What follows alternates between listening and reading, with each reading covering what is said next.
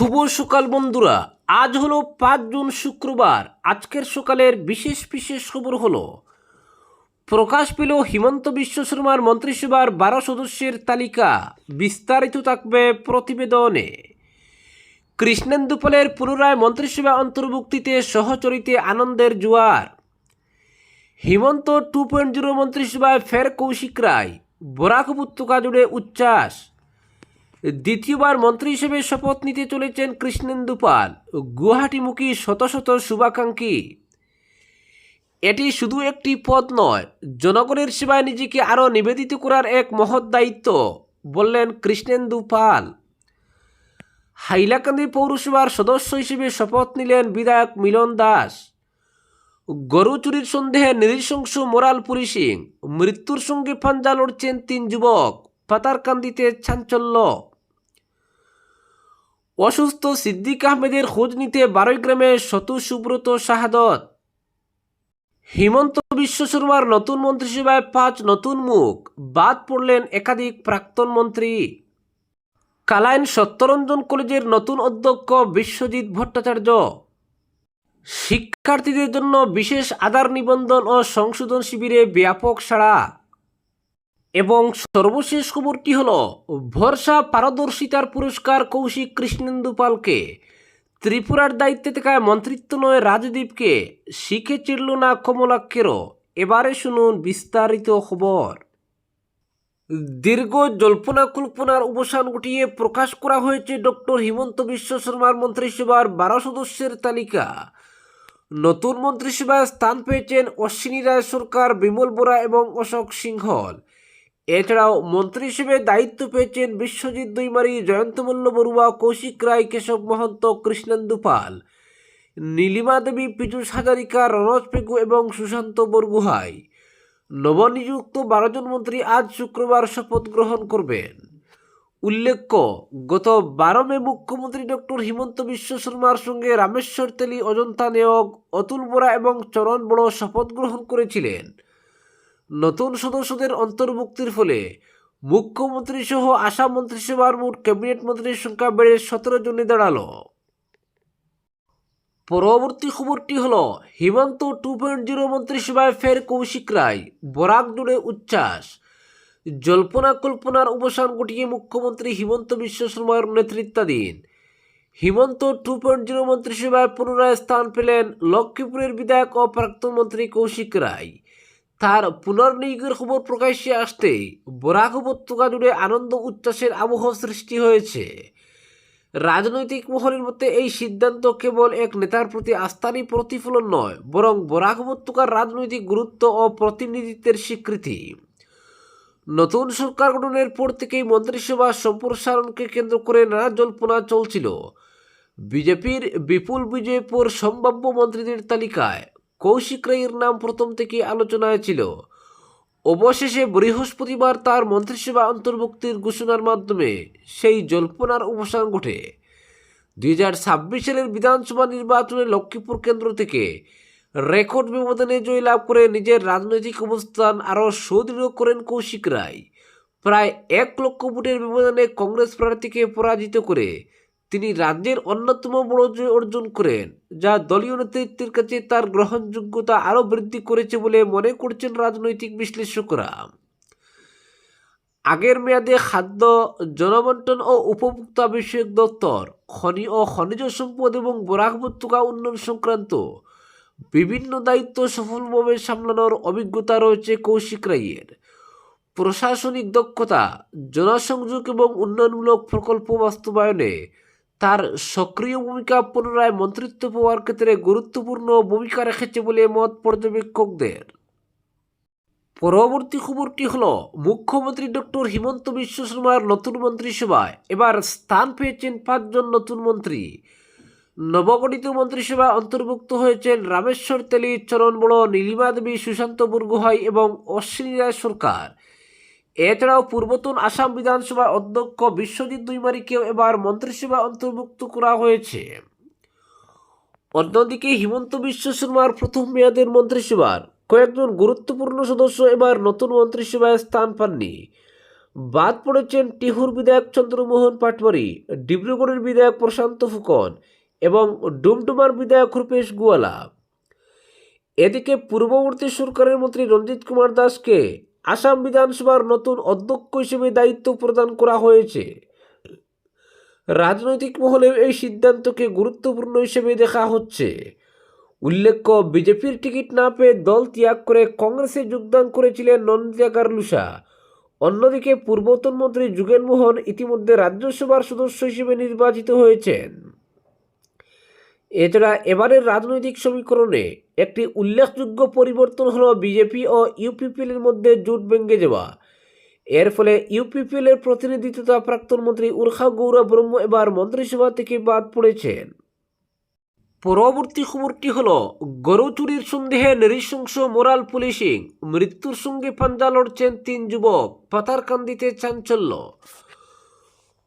গরু চুরির সন্দেহকে কেন্দ্র করে পাথারকান্দিতে সংঘটিত এক নৃশংস হামলার ঘটনায় তীব্র চাঞ্চল্যের সৃষ্টি হয়েছে।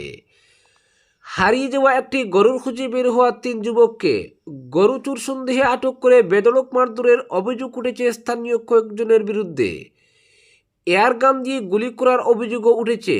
গুরুতর আহত 3 জনের মধ্যে 2 যুবক বর্তমানে শিলচর মেডিকেল কলেজ হাসপাতালে আশঙ্কাজনক অবস্থায় চিকিৎসাধীন রয়েছেন। পরিবার সূত্রে জানা গেছে, পাথারকান্দি থানার অন্তর্গত মামবাড়ি গ্রামের বাসিন্দা হাজিরা বেগমের একটি গরু গত 1 জুন সন্ধ্যায় নিখোঁজ হয়ে যায়। গরুটির সন্ধানে হাজিরা বেগমের ছেলে জিলাল আহমেদ, দেওরের ছেলে আমির হোসেন এবং নন্দের ছেলে ইসলাম উদ্দিন আশপাশের এলাকায় খোঁজাখুঁজি করতে থাকেন। অনুসন্ধানের এক পর্যায়ে তারা নালুগাঁও মণিপুরি বস্তি এলাকায় পৌঁছান।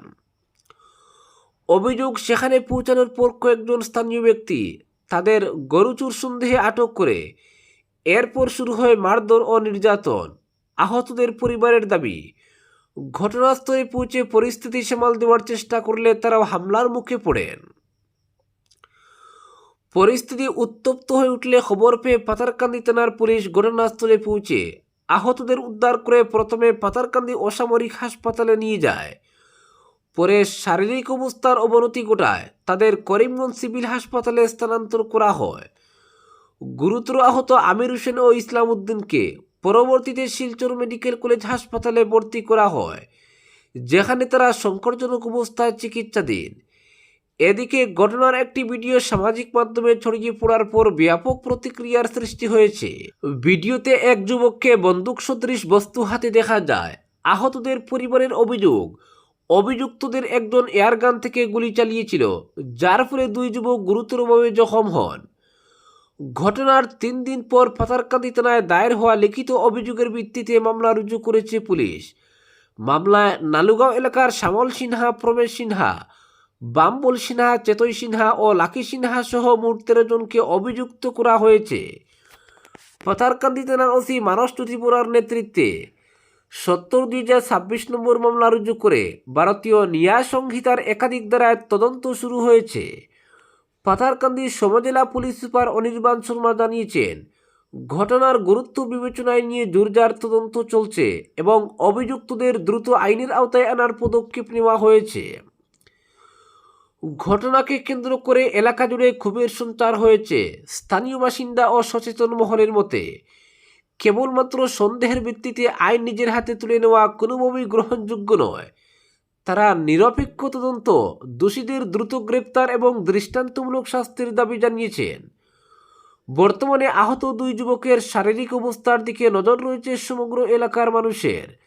তাদের দ্রুত আরোগ্য কামনার পাশাপাশি এই ঘটনার সুষ্ঠু তদন্ত ও ন্যায় বিচারের দাবিও জোরালো হচ্ছে।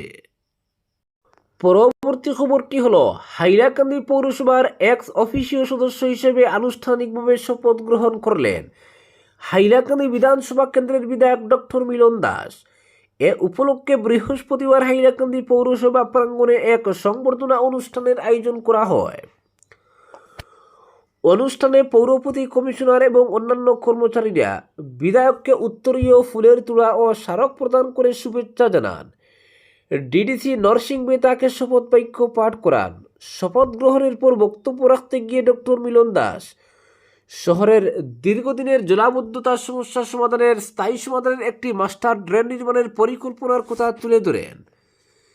তিনি বলেন, এই প্রকল্প বাস্তবায়নের জন্য জনসাধারণের সহযোগিতা প্রয়োজন এবং এ কাজে অন্তত 1 বছরের সময় দেওয়ার আহ্বান জানান। পাশাপাশি উন্নয়নমূলক বিভিন্ন কর্মসূচির জন্য প্রতি বছর তার তহবিল থেকে উল্লেখযোগ্য পরিমাণ অর্থ বরাদ্দের আশ্বাস দেন তিনি। এদিন তিনি হাইলাকান্দি শহরের সামগ্রিক উন্নয়নের লক্ষ্যে বেশ কয়েকটি গুরুত্বপূর্ণ প্রকল্পের ঘোষণাও করেন।